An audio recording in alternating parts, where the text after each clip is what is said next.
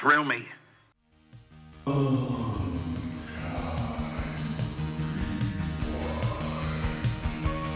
gonna name you Kodo. You get a name too, Podo. His name is Happy Harry Hardon. He's a total sex maniac. Of course.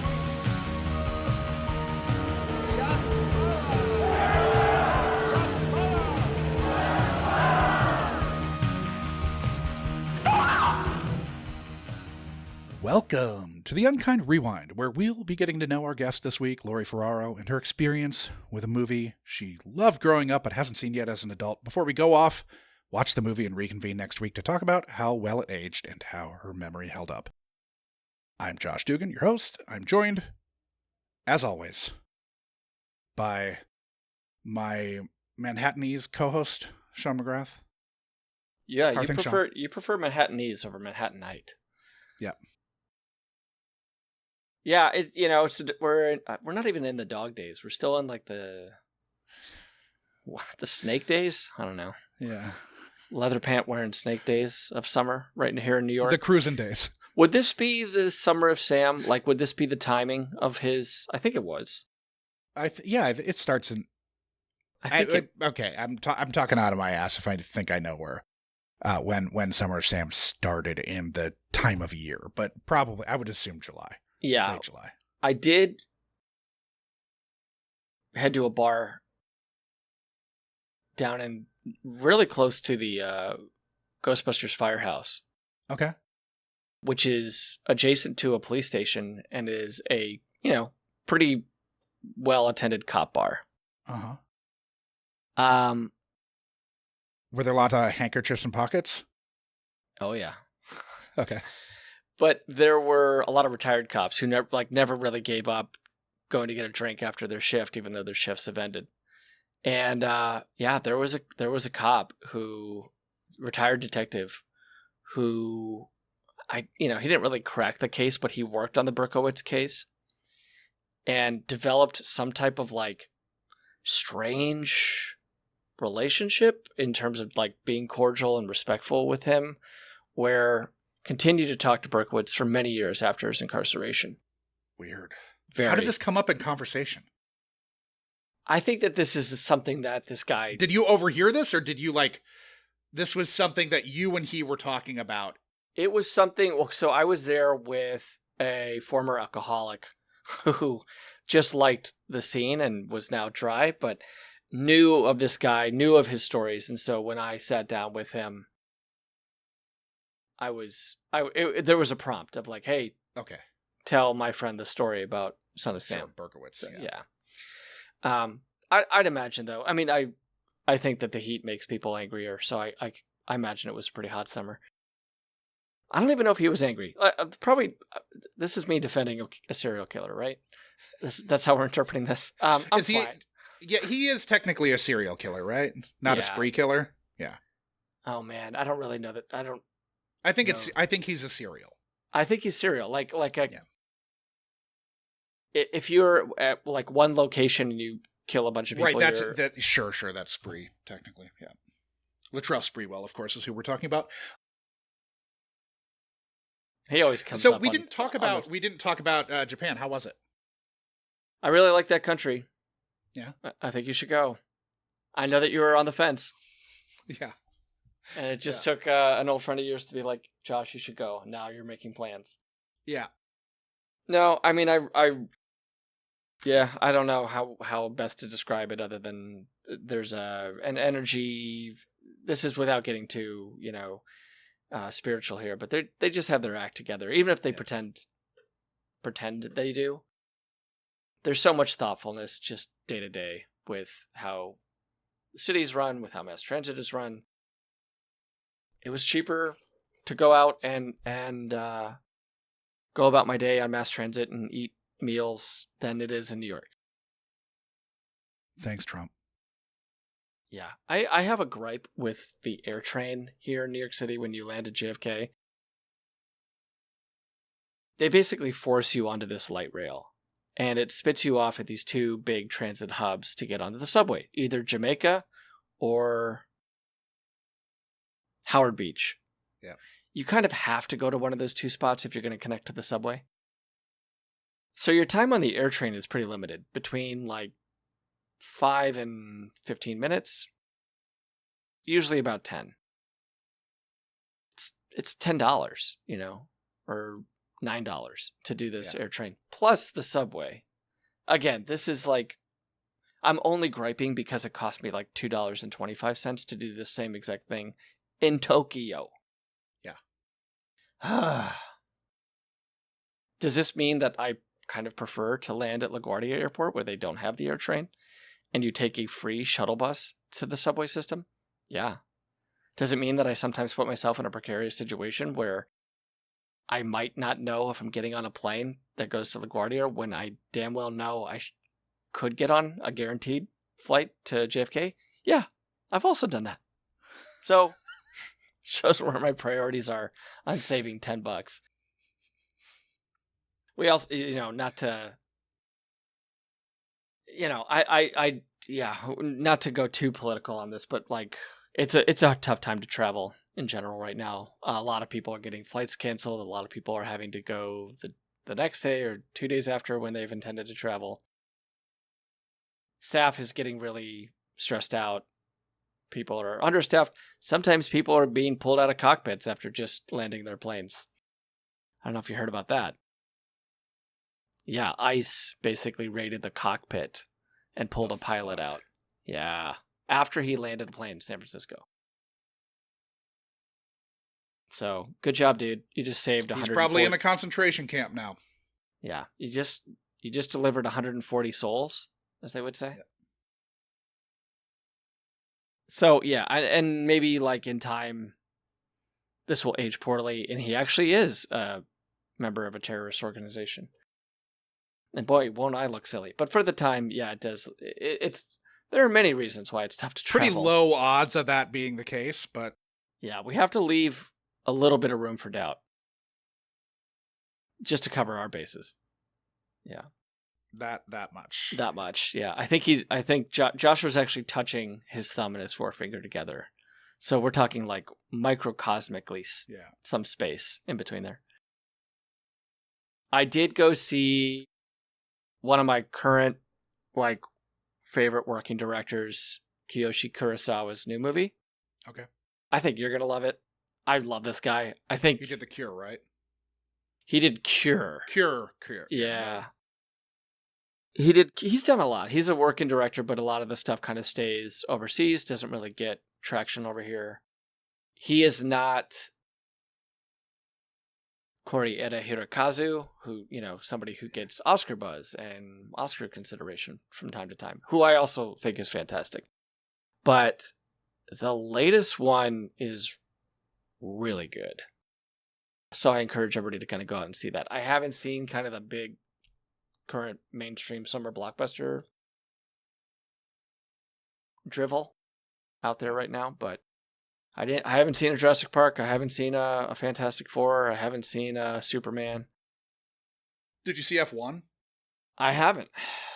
What do you think? I liked it. Okay. I mean, we both watch Formula One. Yeah. You watch it more religiously than I do. Right. I watch pretty much every Grand Prix. I might fall asleep. Sometimes I fall asleep if it's early. There's a lot of white noise droning. Yeah. It's easy to fall asleep during an F1 race. But I usually at least watch back the highlights if I fall asleep. So, yeah, I think it did a really great job. Probably the best job I've ever seen a movie do of making you feel like you're in the fucking car. Okay. And you weren't watching this in 4X at...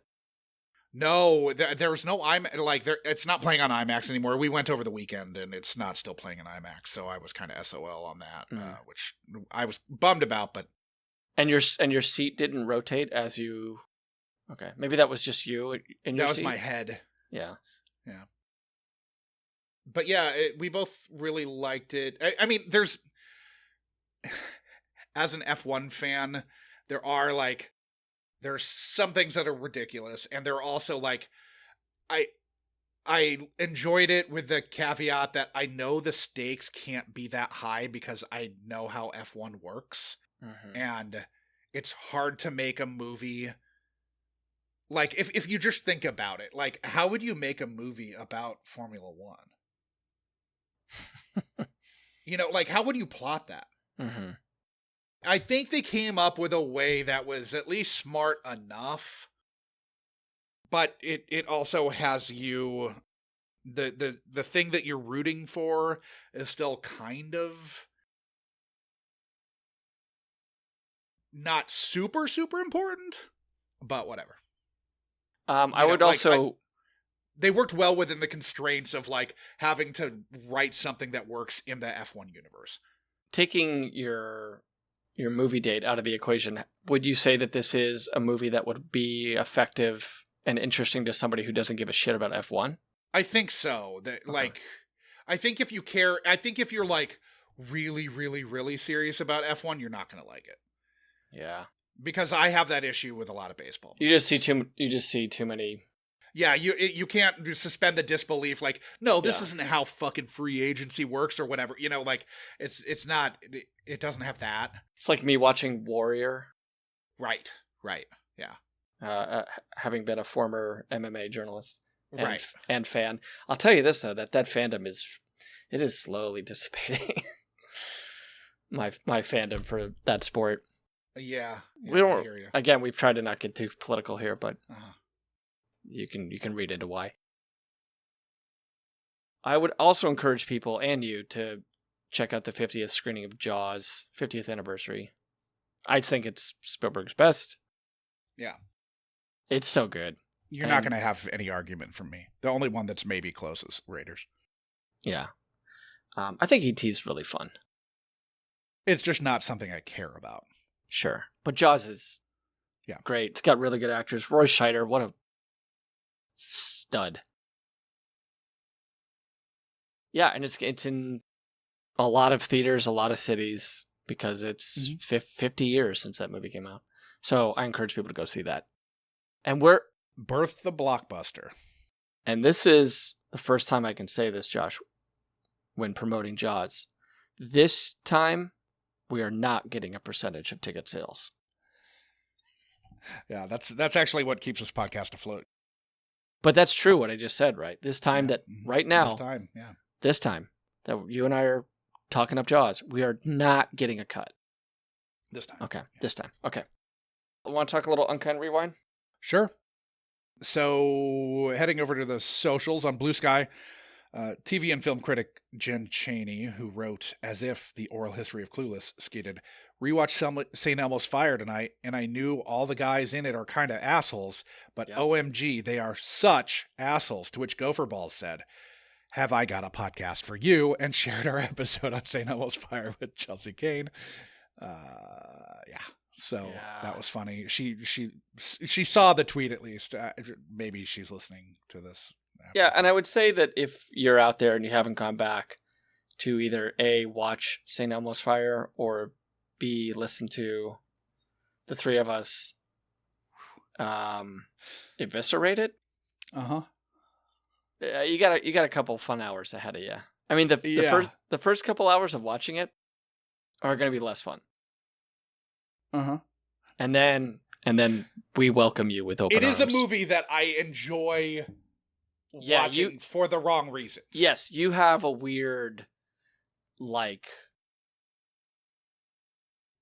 Stockholm syndrome love with that thing that I don't, and I also didn't grow up with it. I didn't grow up with it either, though. The weird thing is I didn't see it until I was like 19. Yeah, it's just funny to me how bad everybody is in it. But you also have grown these tendrils of respect or interest in the actors that came from that. Like, they went off to do a lot of projects that that Josh Dugan likes. And so I think you have kind of an inner, I don't know if I would say even go as far to say like defense, but there's something that pulls you to these people. Yeah. Even as you watch them. I mean, that was definitely the case with everyone who went to it in the theater too. Yeah. Yeah. They are charismatic and they're just playing horrible people. But they don't know it. they don't They know don't it. know it. No one knows it. It's No one knows shocking it. that no one knows it. Yeah. It's really an experience. Yeah. And it's very, it's like a tier of shittiness, right? That you just, there's the S tier, which is like where we would slap Rob Lowe in that movie. And then like you can work your way down like A through D. Of course, S tier being the shittiest of the people in that movie. Oh, yeah. But like everybody's, I mean, maybe Mayor Winningham is only... she escapes. Yeah, right. She's the only one who doesn't have like a pretty bad moment. She could be like a non-applicable, like, yeah, we can just give her an NA grade, or like did not complete the course. But obviously, right. Yeah, she's just a DNF, right? At that point. Yes. Yeah. Now that her car didn't start. Her car stalled in the starting blocks. Yeah, but and I feel comfortable giving away the spoiler. Now that she's like hip to sex, who knows how terrible a person she'll become. Sure.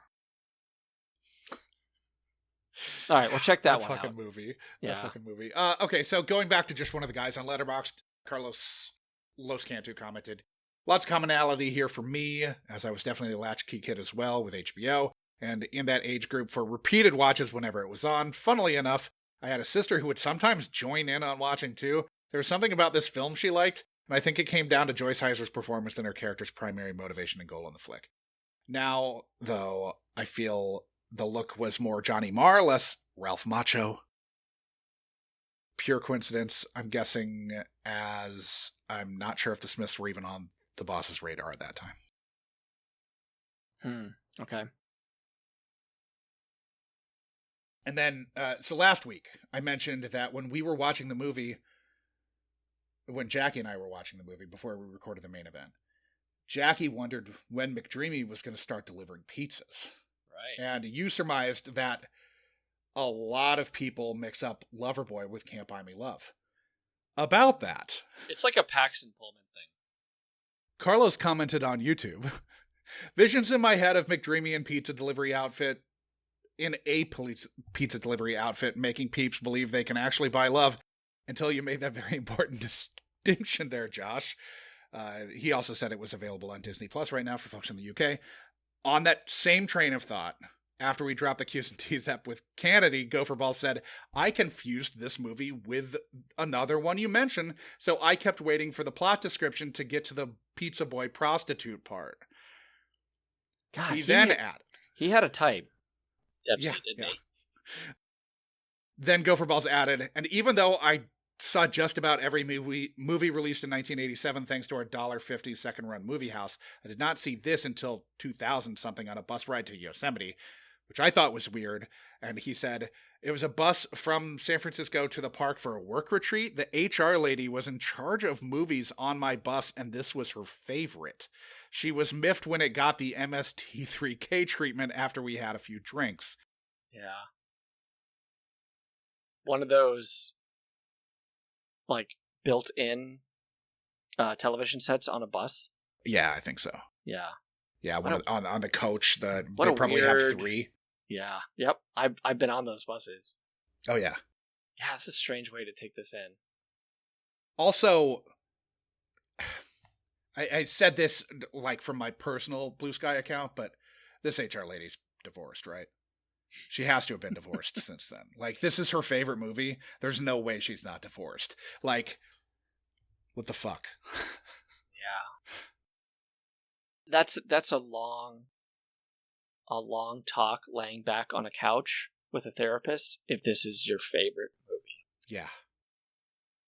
Yeah. Oh man. I feel like we've already talked about Son of Sam, so like I don't want to unpack this more. But also there's a big distinction between it being her favorite movie and then choosing to divulge that it's their favorite movie. Yeah. Those are two different people. Yeah. There's somebody who absolutely loves this and somebody who like wants to share it and might be proud wants to share it with an entire bus of people on a work retreat. Yeah. This isn't like with the gals at brunch. A lot of people are going to be looking askance at you. Oh, Ted Douglas responded to our Facebook post with a self-explanatory comment. You shit on my house. They did. I mean, yeah. they shit found its way on their house. It sure did. Poor Kenneth. And then after we dropped the Q's and T's episode, Mobius 13 said, really looking forward to this one. I remember 3 things: the lead actor, a dance scene, and his mode of transportation. Not that one, the other one. But after finishing it, he skated, finished it up, and is disappointed the right word? It was just real paint by numbers, almost junior Hallmark type movie making. It was fun seeing a very young Seth Green, but if you were to tell me this kid would grow up to be become McDreamy, I would have laughed in your face. Glad I saw it for free. There's just so much to unpack here. I mean, I definitely encourage, if you're hearing this now, go back and listen to our very deep dive on that. Very deep. But just like Too Long Didn't Read, it's a movie that should have kind of set out to do one thing and, maybe fail more humbly. Yeah. And yet it tries to do 2 things and so fails, like, dishonorably. Very much so. Yeah. Like that would make more sense after you listen to Josh and I and Kennedy for a couple hours. Now, Mobius 13 did add, I've already given my opinion on this film. So let's talk about that other teen sex romp flick Dempsey did in the 80s. Jesus. No, not 1989's Loverboy. I'm talking about the 88 R-rated French-Canadian production Some Girls with Jennifer Connelly. If you thought Can't Buy Me Love aged poorly, what do you do with a movie where Dempsey goes to visit his girlfriend in Quebec? And I'm adding this note. It's Quebec City, which is a beautiful city. Mm-hmm. Very glad to have been there recently. And then, so he goes to visit his girlfriend in Quebec, sleeps with her before breaking up, then winds up being seduced by both her sisters and her grandma's ghost before returning home. Oh, and her dad is naked all the time. I have seen Some Girls pretty recently. Really? In the last year and a half, yes. It is a completely batshit movie. I really hope that it shows up on somebody's list because I will push for it. I have never heard of it, and I'm guessing I'm in the majority. Oh, yeah, no one's heard of this, but obviously Mobius 13 and I have. Here's what I'm going to take away from everything you just said about Some Girls, okay? Yeah. I should visit Quebec City. Yes. Quebec City, wonderful. Okay, that's what I'm taking away from that plot description. Yeah. Oh, so last week, obviously, we had Kennedy Knowles on. This week, we'll be having Lori Ferraro. I know there were technical issues with Lori's pre-interview that we worked around, but the sound's going to kind of cut in and out, drop out a little bit sometimes because it's not too bad. We were pulling her audio off Zoom. There were some technical issues with Kennedy's sound last week, which I edited them out as much as I could, but while her HVAC was kicking on, she was recording in the basement, and there's a hum coming through when she's talking for 7 or 8 minutes at a time, which I found out very rudely. I had a rude awakening when I went in to edit it, and about 3 minutes into her talking, here's this HVAC, and I can't back it out of the fucking channel. Mm-hmm. So, yeah. Well, dear listeners of the Unkind Rewind, spare us a little bit of leniency on that. But the takeaway from that is that both these women are just so fierce. Yeah. That we need to dilute their fierceness a little bit with some audio hiccups. Yeah. The podcast gods are cursing them. Yeah. Podcast gods are they're misogynistic. Yeah, they really Let's be are. honest. Yeah. Like old school Greek gods. Yeah. And not even like Apollo. Like, we're talking bearded ones. Like the Titans. Yeah. I mean, yeah. Cronus. Big time. But yeah, Lori is one of my dearest friends. And, even if I was her fiercest enemy, I'd have to admit how talented and funny she is. And she's just, the movie we picked, which, again, she had no say in this. No. She gave us a list. We picked the right movie for Lori. Holy shit, did we? We didn't know how right we were when we were picking that. We'd seen it, but it had been probably 20 years for both of us. But you and I did not do some kind of psychological deep dive on Lori. No. That would have spit out the little paper card that said the name of the movie that would best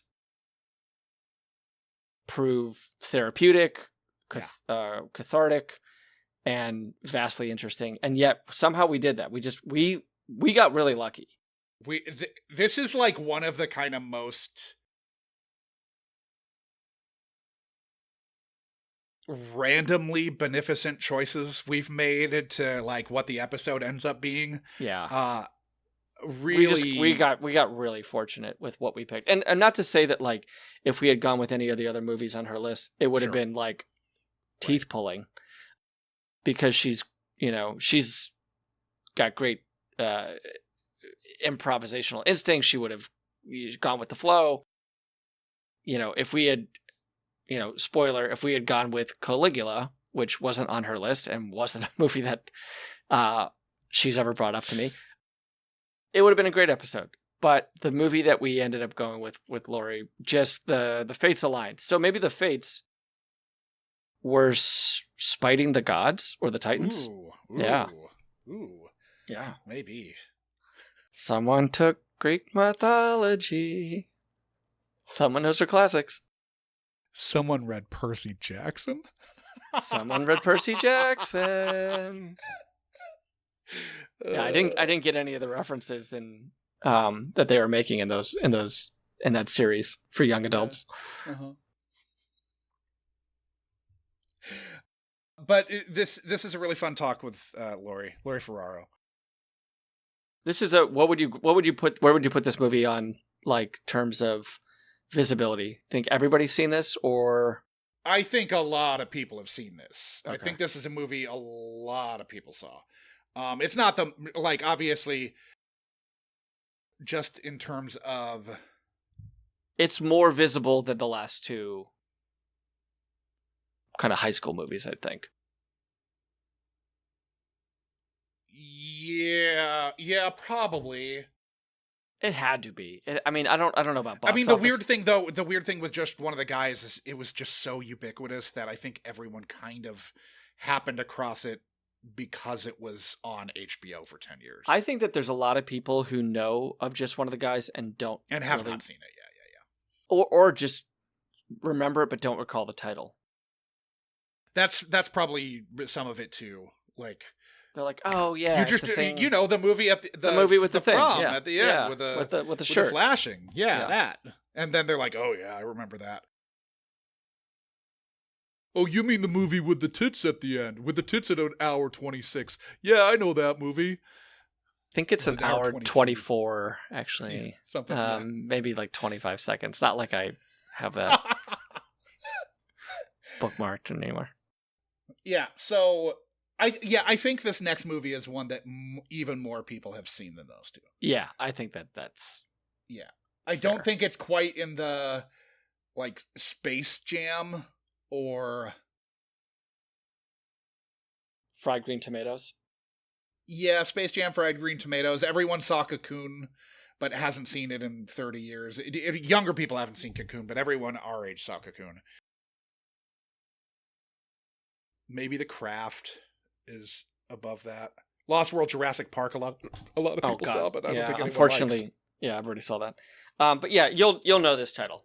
Oh yeah, for sure. Certainly know the leads. Yeah, man, the next four are all pretty big movies. Bangers. Yeah. Anyway, this one with Lori is great. Without further ado, Lori Ferraro.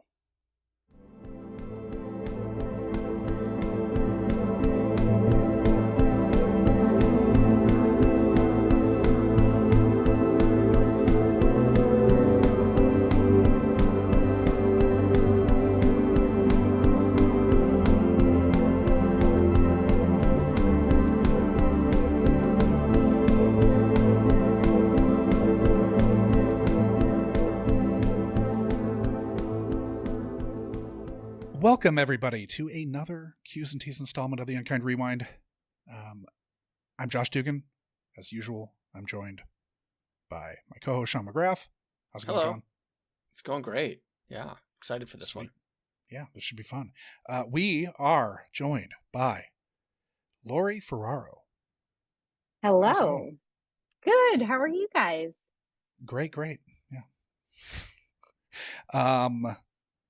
So for the audience at home who may not know you, why don't you tell us a little bit about yourself, Lori?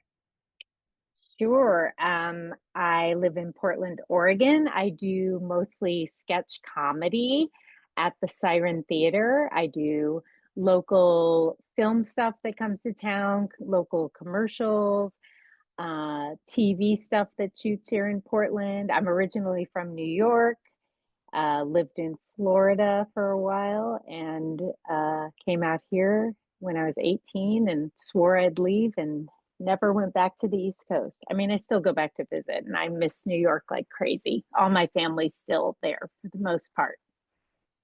You didn't mention Florida as someplace you miss?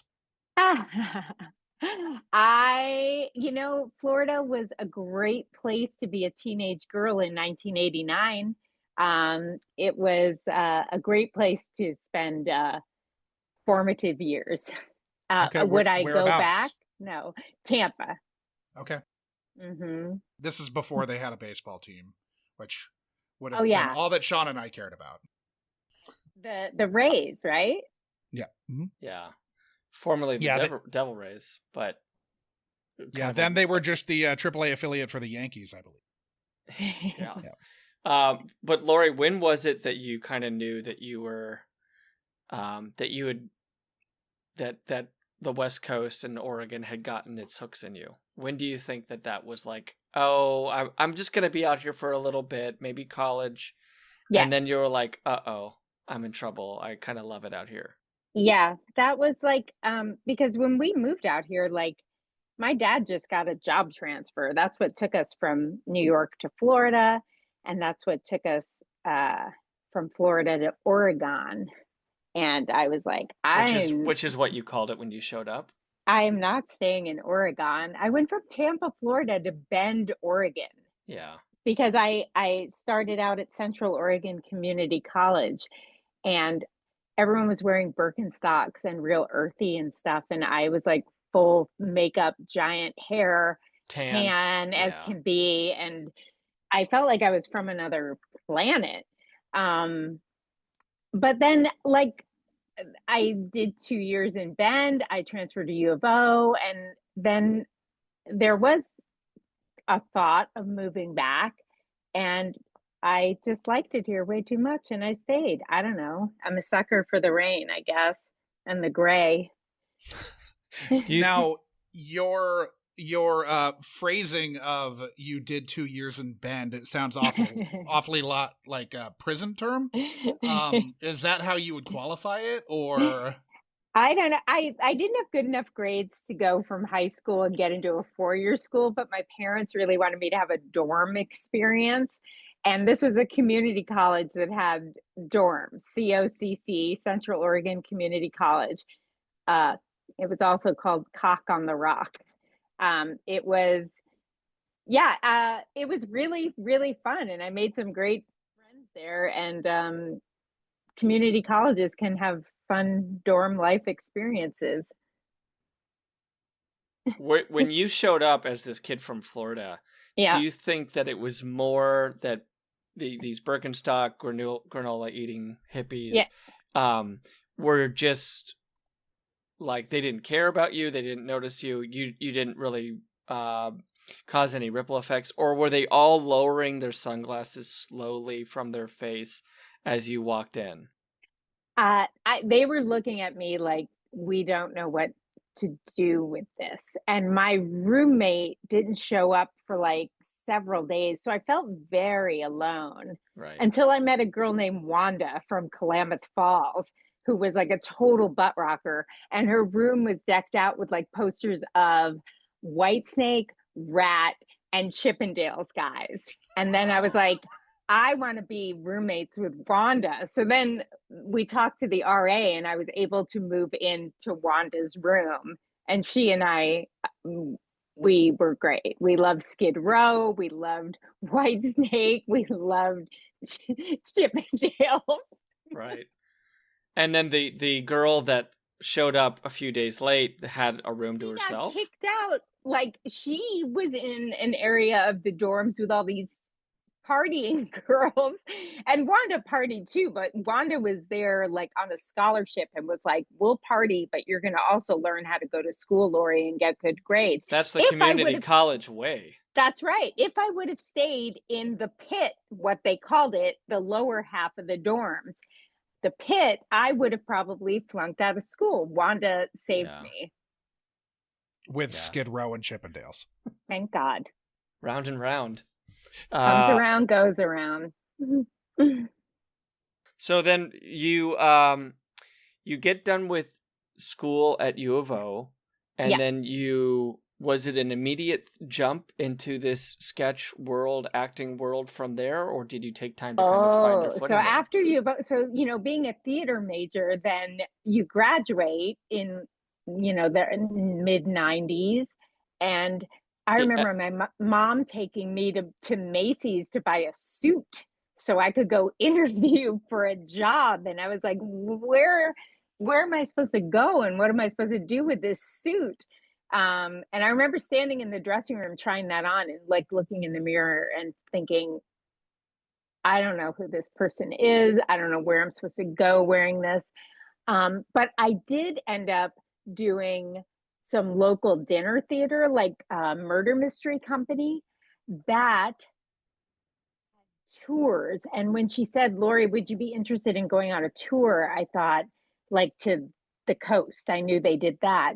But I went on Department of Defense tours overseas, and I entertained our troops. Right. I went to Japan, England, Okinawa, Bosnia, Croatia, Macedonia, saw like the world and entertained the military doing silly murder mysteries. But they were so appreciative and so great. And sometimes we would have to like follow a band or like the Dallas Cowboy cheerleaders. That was the worst because they're like, bring back the cheerleaders. We don't want to see these kids dressed up like baronesses and villains and coming in with a fake candelabra. Exactly. I believe there's been a murder here. Ooh. Well, and as a Chippendales fan, I'm sure you can put yourself in that headspace, Right. Absolutely. Yeah. I would rather see the band than see a little murder mystery. No, but it was such a great experience. I always say, like, I learned so much more doing that than I did at community college, at least. Well, Lori, I want to go out on a limb and say that you probably got a better reception than I did when I was on a USO tour as a Chippendale. Because let me tell you, we were not appreciated. I don't know. I wish I could have seen that, Sean. Well, I will say that the makeup of the armed forces was primarily male back then. Mm-hmm. It skewed a little bit in the direction that might appreciate Chippendales a little bit more. But yeah, it was tough for me to keep going back year after year for that. I'm sure. Yeah, I did it for your country. I did 8 years because of that. Yeah, especially it was the only way to fight terror. Yeah, good job.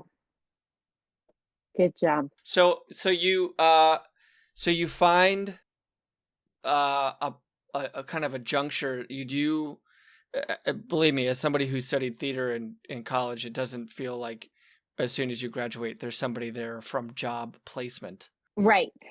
who's like, here, let me see the roles that you've done. Okay, well, we do have these positions available Yeah, across the country in these shows. Why don't we no, exactly. it's like, what can you do in order to do the thing that you studied and are good at?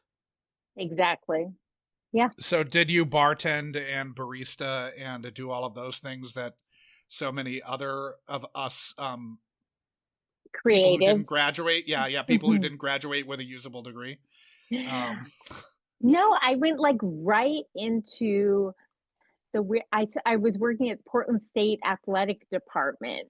Like I went right into like office stuff, and that's kind of okay. like been my. Then I went from there to a real estate agency, and now I work at an investment firm. It's like I just always kept the day job, Mhm. and I do what I love, in the evenings and on weekends is my real job. Do you think the Sure. trajectory of those real jobs started with that power suit from Macy's? Maybe, I mean, maybe. if you hadn't got that suit, It was navy blue and it was so boring. Like, and it was a skirt, like a calf length skirt and a jacket. It was so unattractive.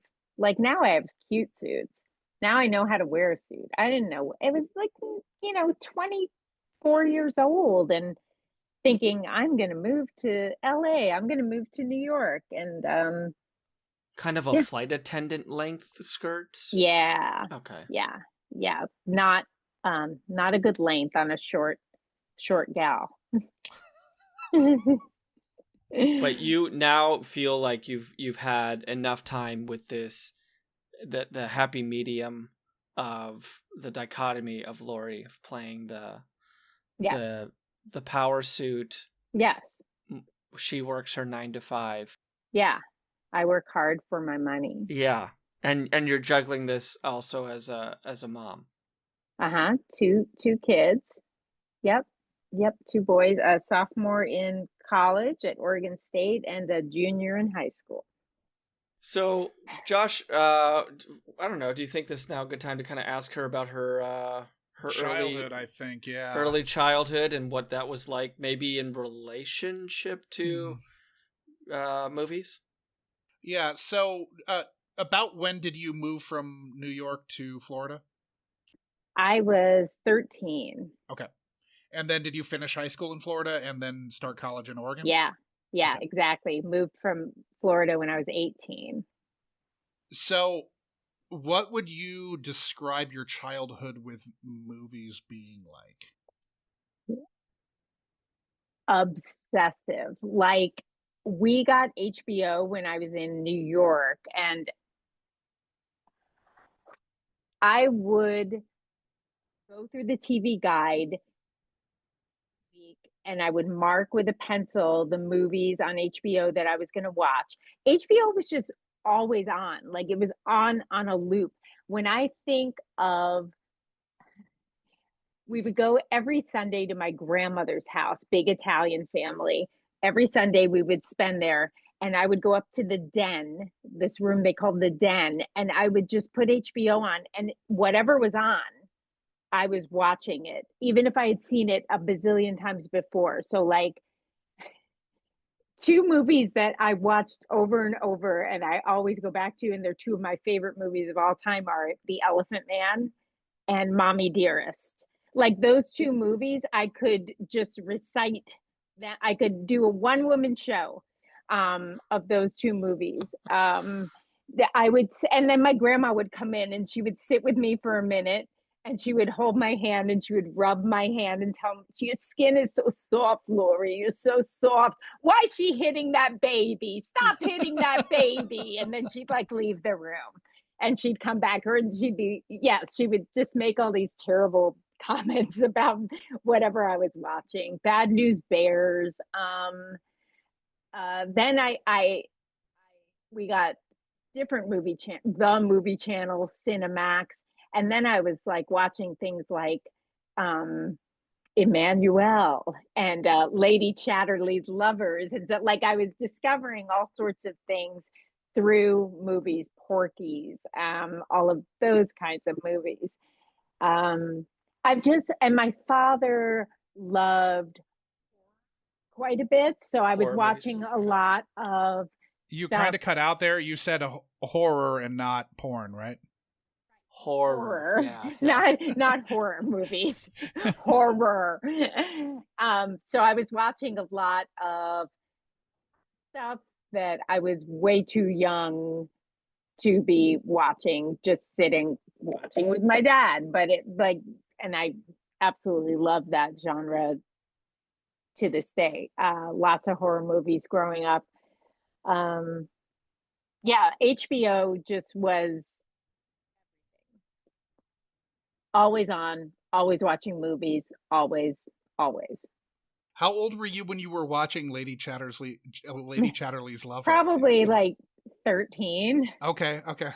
Yeah, like I would set my alarm and sneak downstairs, because I could see in the TV sheet when it was going to be on, and I'd watch a little bit and go back to bed. So you had basically planned out your weeks and then were coordinating when you could see some R-rated content. But were there any kind of safeguards, or not safeguards, but were there any limits from your parents to what you could watch? No. Really? Okay. No. They trusted you to make your own decisions on that. Yeah. And Mike were just always watching. I mean, it was like 70s and early 80s. It's like the television was just never not on. It was just like constantly on in the background. And we were still, of that age, going out and riding our bikes and playing in the street and playing wiffle ball and like playing kickball. But we were also like, we got to get home because 9 to 5 is on and I want to see that again. We were just like, it was like important.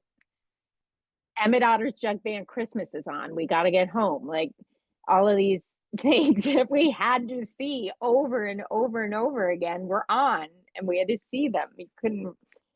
Did these premium movie channels take the bulk of, or take the lion's share of how you were watching movies, or did you also have a ancillary video store that provided a lot of these things as well? Oh yeah, and then when we moved to Florida, my first job was at a mom and pop video called Video Show, and that was like one of my favorite jobs ever. I worked at 2 video stores, that one, and then one in Florida called West Coast Video, a chain.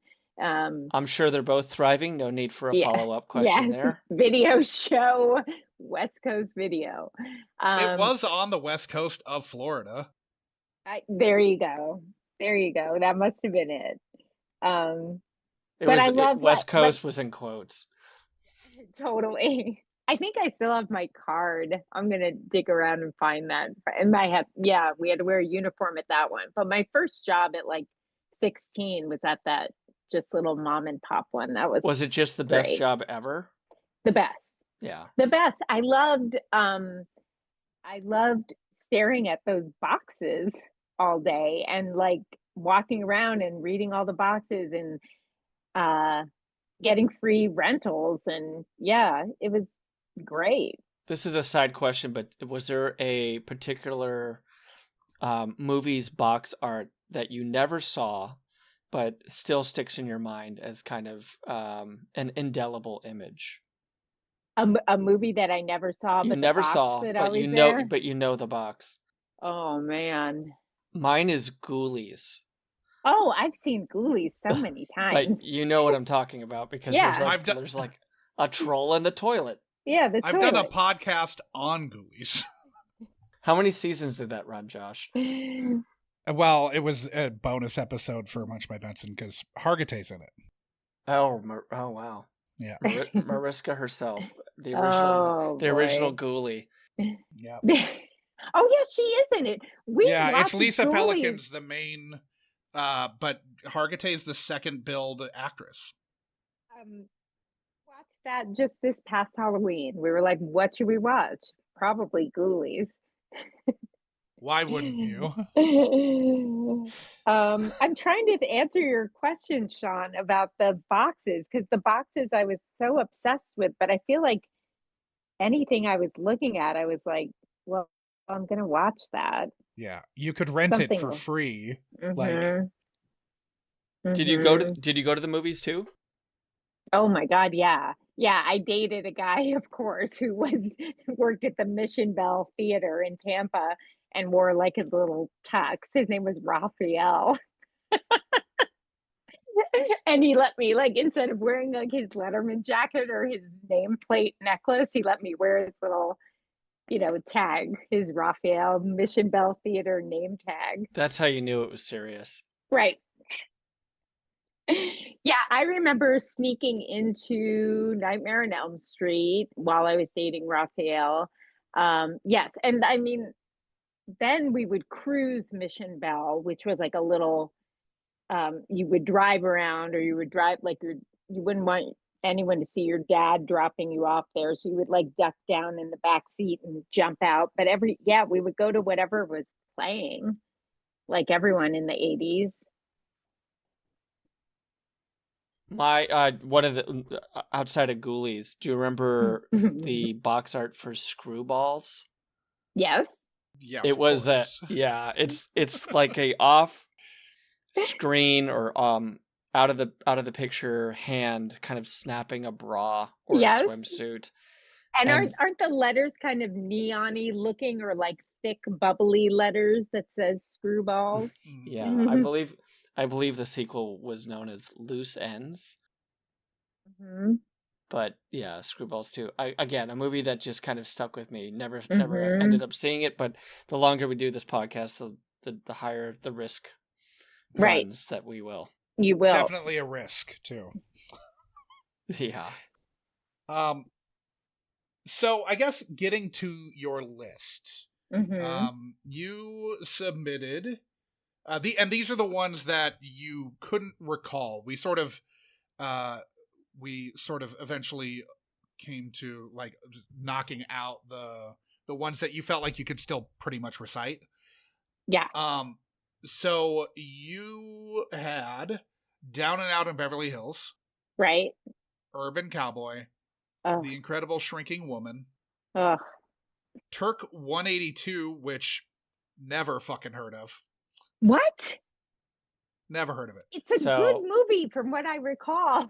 Wait, it's not, the list isn't done. The list isn't done. One more. Midnight Madness is the last one.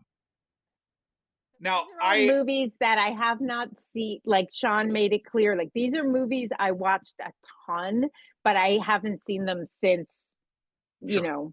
The 80s. You might be, I'll tell you this, Lori, and I say this as a friend, but you might be the only person who's ever seen Turk 182. What? You haven't seen Turk 182? I've never heard of Turk. Never heard of it. I've seen like pick Turk 182. We'll get to that. I wanted to. I really did. But I felt like no one would have any idea what we were doing a podcast about.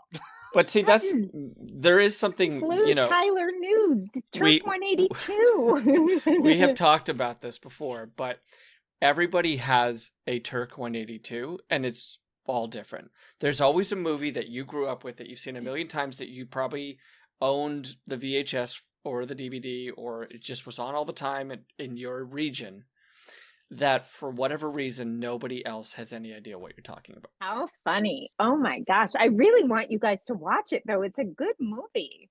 I'm sure I'll Josh... I'm sure... a weirdo. I'm going to watch it. But, good. We didn't go with that. Okay. I'm so excited. What do you think we chose? I thought you were going to pick that, and I was just like, it seems most obscure and most, I don't know why, but I was like, I think Sean knows that movie and would pick that movie. I absolutely have a morbid curiosity about it. And I like Josh, I will track this thing down and see it. But for the purposes of talking to you about a movie from your youth, we did not pick it. Okay. Instead, Josh, we're going with Urban Cowboy. Oh, beautiful. I mean, yes. I will gladly sit down and start to finish watch Urban Cowboy. Right on. Well, memory can be a tricky thing. Mm-hmm. Having not seen Urban Cowboy in decades, Mm-hmm. briefly describe what you remember the plot of Urban Cowboy being. Not too much, like minute or two, and maybe don't give away the ending for the audience who will be potentially watching it for the first time. Okay, so John Travolta is a cowboy. I'm already on board. Yep. Totally tracks. Assuming he uses an accent. Yes. His name is Bud. Deborah Winger is Sissy. Now that I very much remember because of the little license plates that they have in the back of their truck, Bud and Sissy. And when they fight in the movie, I believe he takes the Sissy small license plate away. And I think at the end I don't want to give it away, but I think he puts the Sissy license plate back up. But what is it about besides John Travolta is a cowboy? It's about a bar named Gillies, and Charlie Daniels plays Devil Went Down to Georgia. And there's an uncle in the movie that plays part. I think John Travolta, he needs a job and he works maybe in construction. Uncle, and I want to say the uncle's name is Billy or Bobby or and they all go to Gillies together and they dance, and Sissy wants to ride a bull, and then Bud and Sissy break up. Oh, and then Deborah Winger gets this horrible boyfriend that has like really bad scars on his face, like just really bad complexion. And then something happens with the uncle, I think. And then Bud gets a girlfriend with really long straight hair, like 70s hair, like Crystal Gale hair, and she's real pretty. And then Bud and Sissy break up and then they get back together. That's Urban Cowboy. That's the story of Urban Cowboy. Do you know what, like, at least superficially, it, like, the title means? I think John Travolta had just come off of Saturday Night Fever. Like, I'm just picturing him strutting down the street in the opening credits of that, but now he's a cowboy. So maybe he wants to move to the city. I don't think there was that aspect to that movie about him. But Gillies must have been in the city, right? The honky tonk. Are we in Texas? Are we in do you know where we are? Oh, somewhere where you talk like this, somewhere in the South. And Travolta is doing that. You remember? Sissy's always like, I'm gonna ride that bull, Bud. I'm gonna ride that bull, and he's like, no, you're not, Sissy. And is it a real bull? Is it a real bull? It's a mechanical bull. Okay. Yeah, but she's real sexy on the bull, and he doesn't want that. I would imagine that the mechanical bull operator is not going at 100% if she's looking real sexy on that bull. Yeah, you're probably right. Yeah, I just remember her like being like that on the bull. Throwing some hips into it. Mm-hmm. I mean, did she look better on the bull than Travolta? Does John Travolta even ride the bull? I don't know. She wears tank tops with no bra. You know that. So Josh, what is your quick association with Urban Cowboy? I've seen it once. Yeah. I saw it back in about the same time that I've seen most of these movies, like 2005 or so. Yeah, I think I saw it a little bit before that. Saw it once. Even the things that Lori's talking about outside of the bull, I'm very fuzzy on. Very fuzzy. So yeah, I know Winger, I know Travolta, I know the era, so I have an idea on how young they're going to look in this. I can picture Gillies. But plot-wise, I am at a complete zero. Yeah. Remember the uncle in the construction company? Not at Nope. all. So, how old were you when this was like a fixture, a mainstay, something you were watching on the reg? I think 15-ish. Okay. Whenever I know, like whenever it was on again, HBO is when I was watching it. So Mhm. I don't like, I wasn't little like I was when I was watching Elephant Man and Mommy Dearest.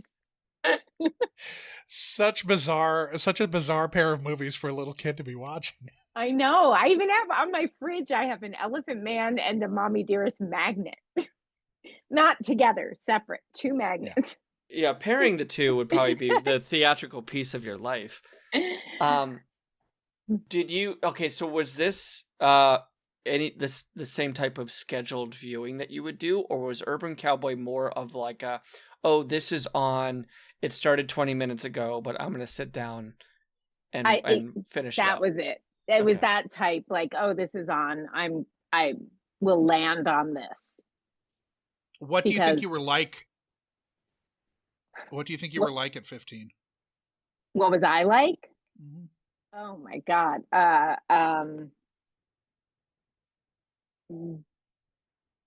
Desperately trying to figure out who I am. And Okay.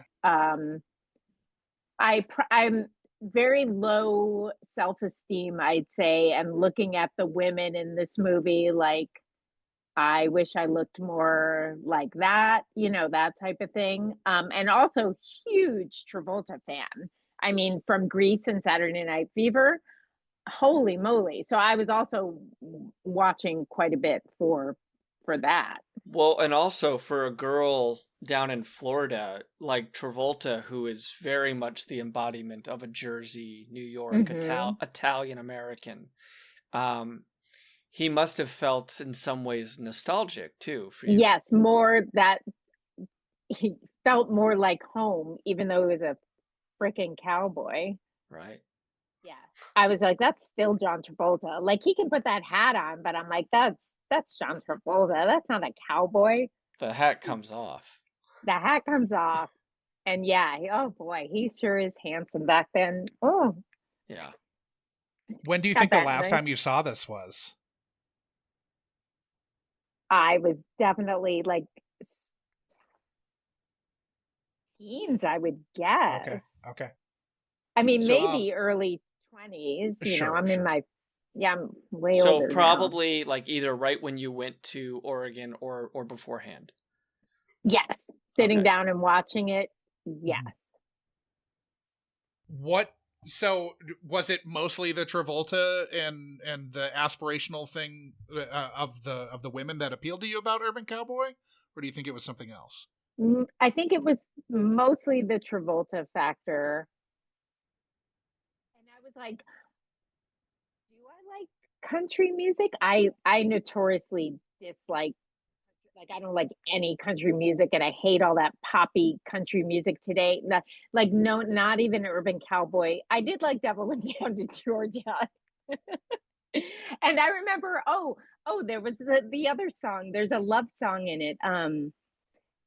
I spent a lifetime looking for you, looking for love in all the wrong places, looking for Okay. love. Eddie Rabbit, maybe, or That's maybe not. that's that's from this.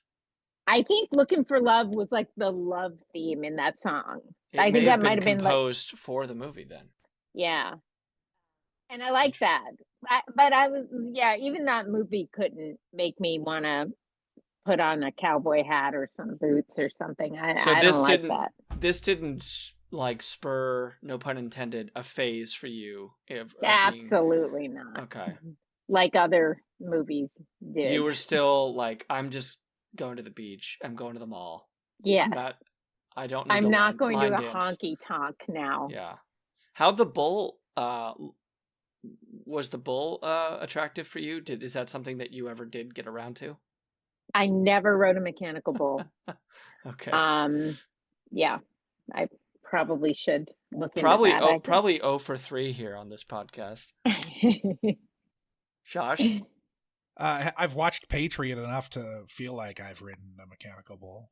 Mhm. Right, but you've never got up on a No. on a longhorn. No, neither mechanical nor real.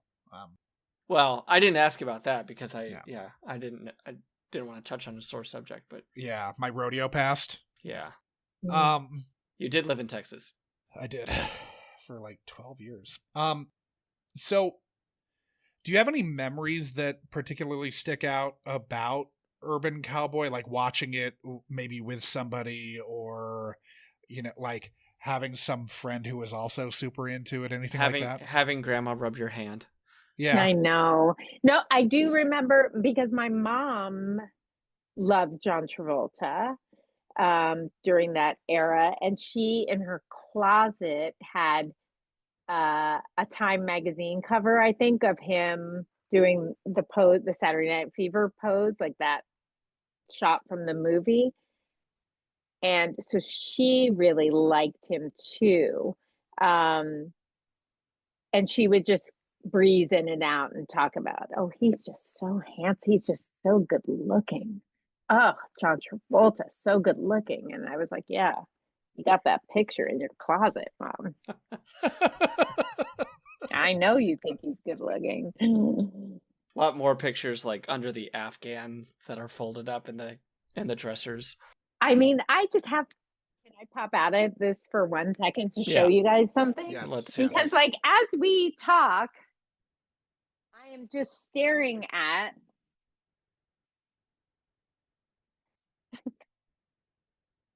my John Travolta.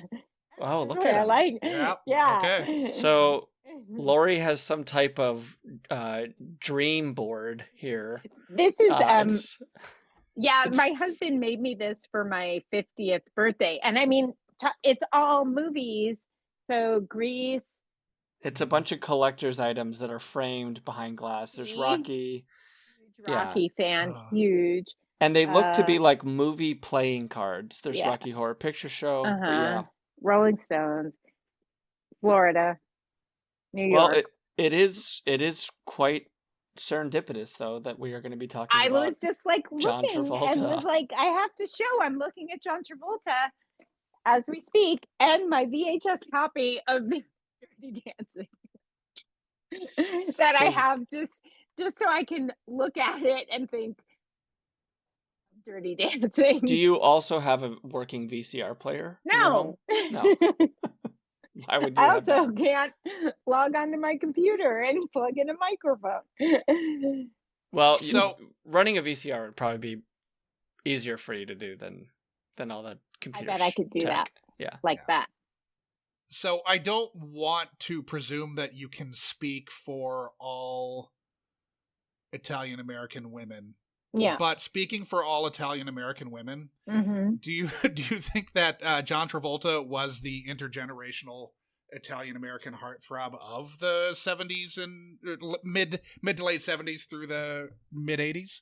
For sure. Like from Vinnie Barbarino to Danny Zuko to The Boy in the Plastic Bubble. Oh, Boy in the Plastic Bubble. Oh God, we should have watched that together. You can always come back. I don't know that has the staying power that Urban Cowboy does. Probably yeah, right, and but I watched Boy in the Plastic Bubble in school. I did so did we. Yeah, I don't think a teacher could pop on Urban Cowboy, but I guess we'll find out. Now, were you jealous of his love interest in Boy with, or the person who he was married to her, right? Not even love interest, but like the actress. Boy in the Plastic Bubble, yes, and she was like way older than him, right? Like that was like so weird back then, of course. Yeah.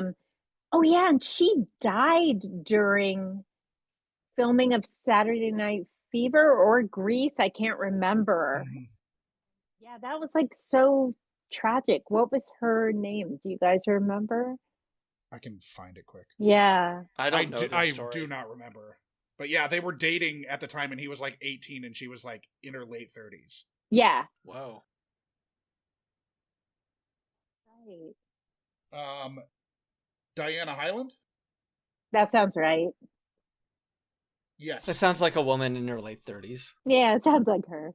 She died in 77 at the age of 41. So sad. And Where he was filming something and it was like, and he had to like leave and come back, and it was like all so Yeah. tragic, and his castmates were all like, oh my God. That's what they said. They were like, oh my God. I think well, I don't know if she divorced her husband for John Travolta, but I think she might have. Okay. I mean, who wouldn't? That's all sorted conjecture. I'm not going to, I won't go further down that path. So, sorry, we're off on a Travolta tangent.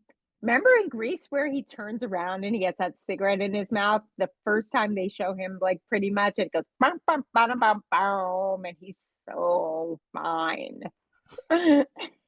Do you still have an affinity for John Travolta, or has that passed? Wait. Well, for John Travolta then, but do you watch his new movies? No. Okay. No. Did you watch Battlefield Earth? Oh my God. Okay. I know he's friends with Pitbull. Is that a deterrent for you? Yes, I don't care for that. You don't even know Pitbull's real name. No, let me think of the last Travolta movie I saw in the theater. I was tempted to see Gotti just because I heard it was so terrible. Yeah. But it was probably Face Off. Like that's the last No. movie I remember going to the movie theater to see a John Travolta movie. Face Off Off would would have have been a been great one. 97, right? 6, I think. Somewhere around there. He had I think Pulp Con Air's Fiction. 97. Yeah, Pulp Fiction's 94. Yeah. I believe Face Off is 96 and Con Air is 97, I think. Oh, I saw Con Air too. So but there. Con Air is just me thinking about Nick Cage. He's not in. Travolta didn't make it into Con Air. Oh. But he had that run though. Like he had Face that Off run. is 97 too. Never mind. Yeah. So he had that run though in the mid 90s where like whether it was basically that Pulp Fiction kind of resurrected. Yeah, oh for his sure. Career. Because he I was love Pulp Fiction. Yeah, he was kind of DOA for a long time. Oh yeah, he was doing Look Who's Talking and. Mm-hmm. But he's done so many movies. There's just a lot of ones that we don't talk about. Mm-hmm. Yeah, we should also watch Gotti. Do you like that I'm making all these plans for these movies we're going to watch that we're not even going to talk about? Well, that's the Splinter podcast that we're going to Yeah, we're going to splinter off and do those. The Travolta cast. Yes, we could do a whole different show, just Travolta. Sean's going to have to edit that one. Fine, I'll take on that. I love Sylvester Stallone too. Hey, I've got the whole Rambo series over there. Well, except for I don't have the 5th one, but I've got the whole Rambo series on Blu-ray. I love Stallone. If Rocky marathon is on, yeah, I am just like David, my husband walks downstairs and he goes, "Oh boy." Like he just knows that that is what's happening with commercials. Even though I could just watch it anytime I want, I will watch 1 through 5 all day, every day. He just comes downstairs with like a pair of sweatpants and some like popcorn. Mm-hmm. Yeah, he's just, that, and Goodfellas is another one. If that's on, no matter, again, commercials, everything, I will not turn that movie off. I just have to watch it. What's it? So I just love, I think, Italian guys. All right, you heard it here first. Yeah. Newsflash. Newsflash. So, what expectations do you have for your return to Urban Cowboy? I'm sure excited. Like, just thinking about getting really excited to watch it again because, like, I'm like, what is the story? So I'm excited to see what it is because all I have are these flashes of the pretty girls, the bull, the songs in the bar, and that there's an uncle character. a major character who's an uncle who he works for. So yeah, just to piece it all together and to look at John Travolta again. Do you There think he you'll is. like it? Yeah, I do. Okay. I don't think I'm gonna watch it and be like, well, okay, now I'm thinking, did it age well? Probably not. But maybe it did. Maybe it's going to be great. Maybe it's going to win an Oscar this year. Yeah, it could work. I mean, it's looking increasingly likely that Emilia Perez will win nothing after being nominated for 13. Yeah, there might be an opening. Mm-hmm. We're recording this in February, early February, by the way, audience. This is well before the Oscars actually happen. This is well before we had any idea that Urban Cowboy was going to get an honorific Oscar. Right. So it just, it seems like we're having a good time and not being prescient, but obviously, this is before it actually happens. Yeah, before it wins Best Movie Ever. Yeah. Right. Best Travolta ever. But probably Best Mechanical Bull. Oh, I'm sure. I mean, that might be a lock. Uncle, maybe. Best this uncle that Sean and I have no recollection of at all. Best supporting uncle. Best use of Devil Went Down to Georgia in a movie. See that song? That's great. That's a good country music song.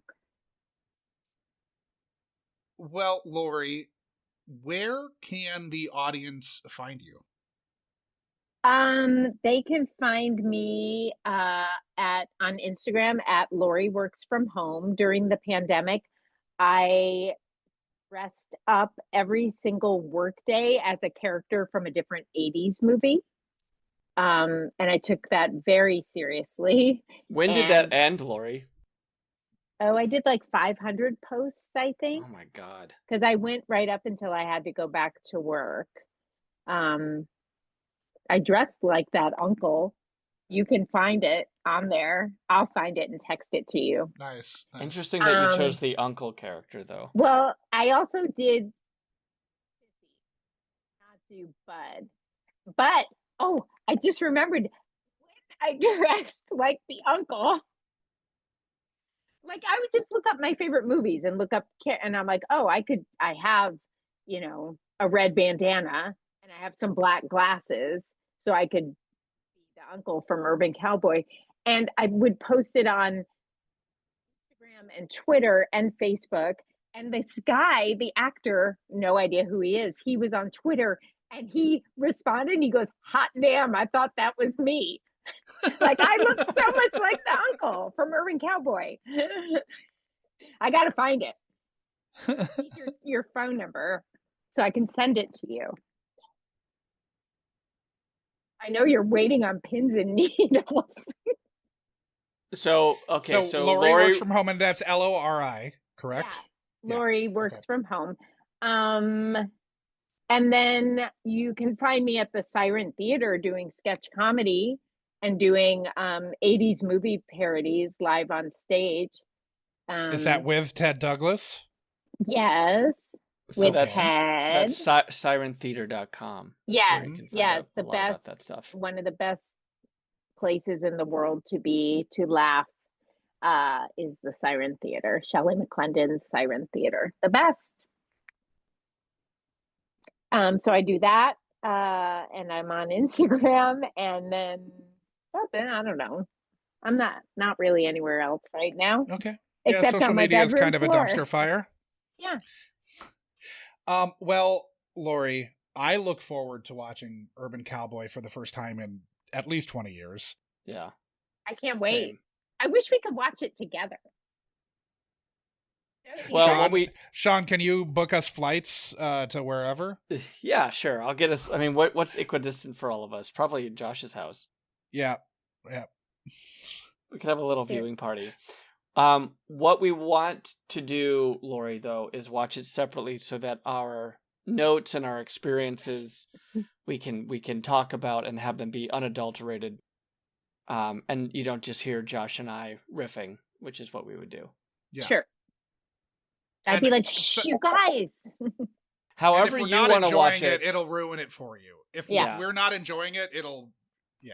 But however you want to do it, if you want to find the VHS cassette tape of this that you had, and then go to Goodwill and buy a VCR, or if you I was thinking I do have a VCR in our spare room. I would just have to have someone hook it up for me because I need help. Yeah. Yeah. However you want to do it, if you want to do it, with the fam, if you want to do it solo, but we will reconvene. The next time that we will talk we will all have seen Urban Cowboy. Oh, I can't wait. Yeah, I'm excited. Yeah. Well, Lori, thank you for joining us.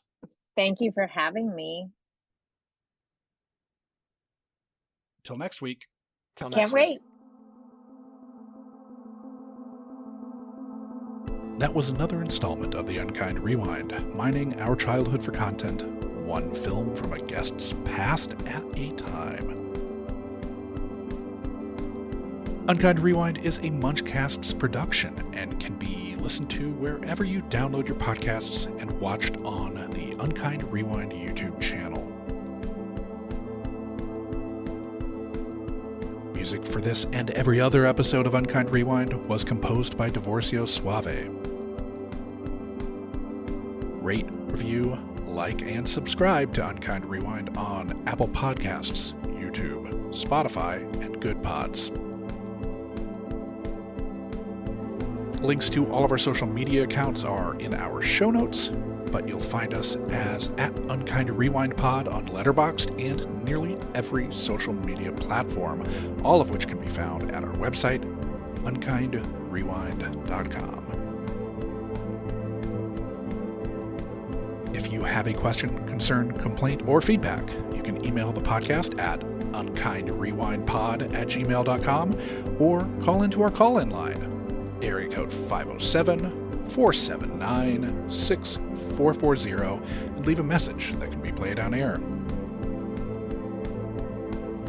Fans should join the Munchcast Discord to discuss this or any other episode of the Unkind Rewind with like-minded people. This dialogue may just make it into a future episode of the pod. The Unkind Rewind Patreon will be coming soon, so start squirreling that pocket change away. Thank you for listening to the Unkind Rewind.